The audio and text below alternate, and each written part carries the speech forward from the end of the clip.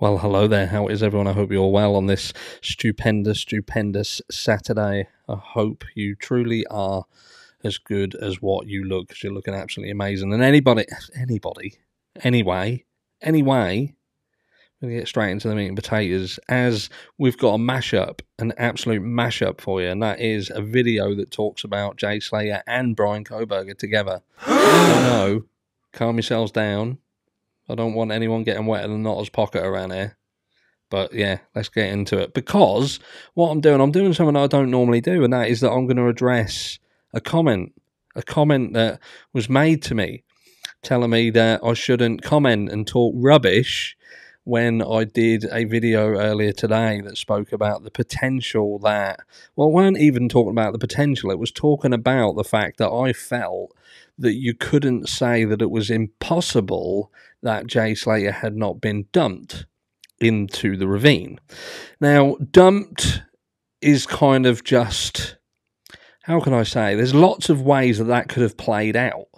When I said dump, maybe I should have extrapolated upon that slightly. You know, like my man Steve the Cockney, for instance, he turned around and said, what we can't say that Jay didn't go up, walking up to that ravine, or where he ended up going off with somebody else. Maybe there was a promise of something and he went up there and found himself being shoved.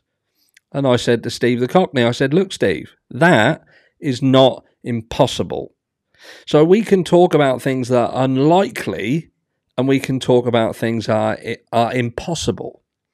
For instance, I stand by the fact that I can say with some confidence that you cannot say that it's impossible that Jay Slater didn't end up off the ravine because of mitigating circumstances.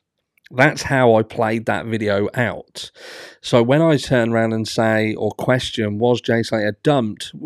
Again, I should have extrapolated and said, was he pushed? Was he shoved? Did someone go up there with him and he fell? Was he being chased? Was there something on his mind that meant that he wasn't thinking straight and ended up over the ravine? Or was he completely compos mentis, no mitigating circumstance, no mitigating factors whatsoever, and he just walked off the edge?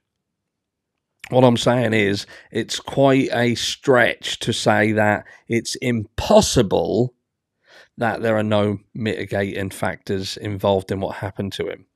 But what I wanted to use as an argument is talking about the guilt as in the Bryan Kohberger situation, because in the Bryan Kohberger situation with the Idaho 4 murders, we have a situation where it would seem that if you want to believe the overarching narrative of Bryan Kohberger being guilty, then you have to accept that Bryan Kohberger may have had no connection to these students whatsoever. Nothing. Nada. Didn't follow them, didn't have any communication with them, nothing. He goes into a house that seemingly he had never been in before then, no connection to it whatsoever, perhaps even picked it randomly then, drove there in his own car, goes into the house, and murders everybody in there bar 2 people within around 8 minutes, and leaves an absolute chaotic, distressing, horrible, horrifying scene. But yet gets back in his car, drives home. No weapon, no evidence, no nothing. No trace evidence brought back into his car, onto his person, into his home, into his parents' home. No nothing whatsoever. While equally leaving behind a knife sheath that would later prove that he was there because it had his DNA on it. And we look at, so if you're someone who says, I don't think Bryan Kohberger did this, could you, however, turn around and say it's impossible for Bryan Kohberger to have done it? Is it impossible? Now, I am someone who don't believe that Bryan Kohberger did the crime. I don't. But I won't say it's impossible that he did it, because that would be stupid. It would be stupid of me to believe that it was impossible for Bryan Kohberger to commit this crime in the manner which we are being told it happened. I believe it's highly unlikely. I truly do. I believe it's highly unlikely. But I don't believe it's impossible. So with respect of the Jay Slater case, Am I to believe that Jay Slater, a young teen who'd been involved in a vicious attack some years previous, goes over to where there are raves, where there are a narcotics issue with people who have been involved in narcotics trafficking and been incarcerated for it? There is rumour regarding who Rocky is. I can't say that I am 100% sure that that is an accurate statement, so I'm not going to go there. But we do know that Ayub Qasim was indeed incarcerated for his part in a drug trafficking operation between London and Wales. So are we to believe that there was no mitigating circumstance around the Jay Slater case whatsoever, despite being told he was scared, despite MWT, Mark Williams Thomas, saying that there was possibly connections to the drug world, underground, all that sort of stuff? That Jay Slater, what happened to him, it was off his own back. It was him, just him and him alone. Decisions that he made led to his demise. Is it impossible that there was nothing else connected to it, nothing else that affected it? I think that that is a stretch to say impossible. So when someone comes into, and the funny thing is, the person who left that comment is someone who'd reached out to me. I'm not going to say who it is, but they'd reached out to me because they are a local. They're someone who has connections over there and has been boots on the ground, if you like, and they are looking to do a documentary style thing that answers the question of Jay Slater, what happened to him, the hours before, the events around it, and they wanted me to be part of it. But then publicly, they tell me not to keep talking rubbish when I'm not boots on the ground. It has nothing to do with talking rubbish. It's about me as an individual and having an opinion, feeling that in order for me to accept a specific narrative, there are many, many red flags, many, many things around this case that I have to ignore.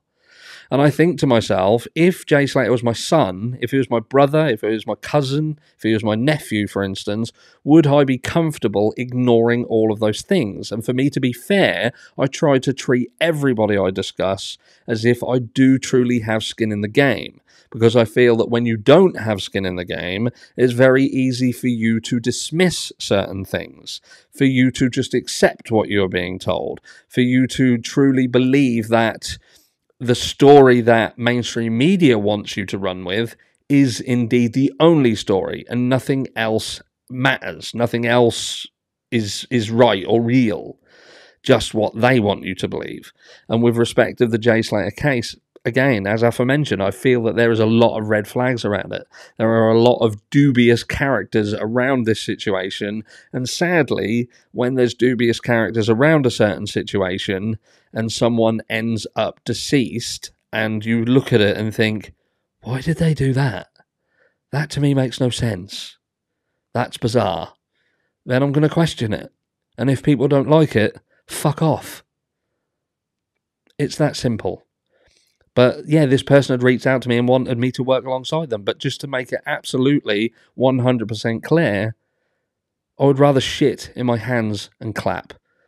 Because just like the law enforcement did in Tenerife, you have clearly made up your mind that this is Jay's fault, that he did it, and there was no mitigating factors involved. And what you are looking to do is just to prove that anybody who has any doubts that it was just him and him alone, anyone who steps outside of that is just a conspiracy theorist. A conspiracy theorist. I wonder how much of a conspiracy theorist you would be yourself if you truly had skin in the game and not just boots on the ground. But who am I to question? I'm just a head on a stick. And I'll catch you all in the next one.